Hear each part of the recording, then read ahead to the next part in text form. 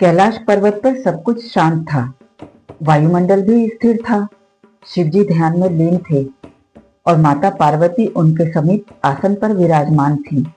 अचानक धरती कांप उठी, आकाश गूंज उठा, जैसे ब्रह्मांड का संतुलन डगमगा गया हो। माता पार्वती चौंक उठी। यह क्या हो रहा है? कौन ऐसा दुस्साहसी है जो स्वयं महादेव के ध्यान को भंग कर रहा है? नंदी भी विचलित हो उठे। वो बोले, देवों में कौन ऐसा हो सकता है जो भोलेनाथ को चुनौती दे? कुछ क्षणों में कंपन थम गया। शिवजी ने नेत्र खोले। माता पार्वती अधीर होकर बोली, नाथ, यह कैसा भूकंप था? नंदी ने क्रोध से कहा, भगवान, मैं अभी जाकर देखता हूं किसने ऐसा दुस्साहस किया है। शिवजी शांत स्वर में मुस्कुरा कर बोले, मुझे पता है नंदी, यह किसका कार्य है? पार्वती जी ने पूछा, किसका नाथ? महादेव बोले, यह शनि का कार्य है। पार्वती जी और नंदी दोनों आश्चर्यचकित होकर बोले, शनि? पार्वती जी बोले, शनि अपनी मर्यादा भूल गए हैं क्या? नंदी बोले, मैं अभी उन्हें उनकी औकात दिखाता हूँ।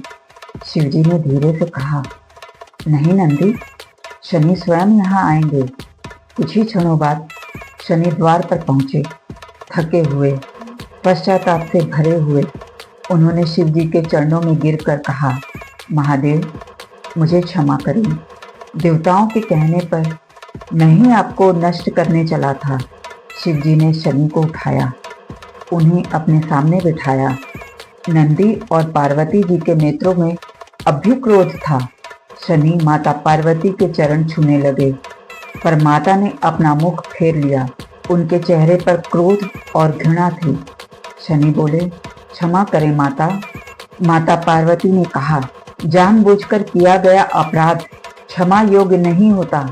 शनि का सिर झुक गया। शिवजी बोले, शनि, तुम न्याय के देवता हो, पर आज तुम्हारे भीतर अहंकार बोल रहा है।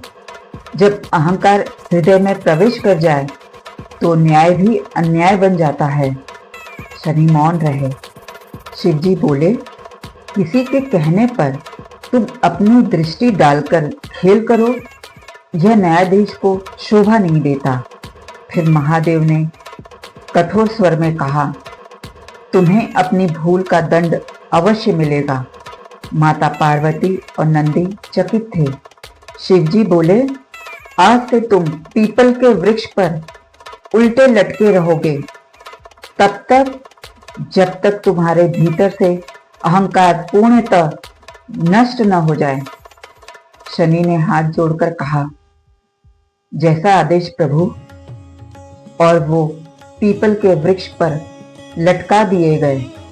उनकी तपस्या 19 वर्षों तक चली।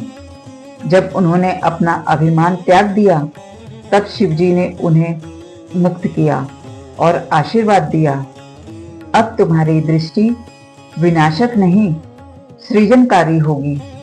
अब तुम जो भी देखोगे उसमें न्याय और सुधार का मार्ग होगा।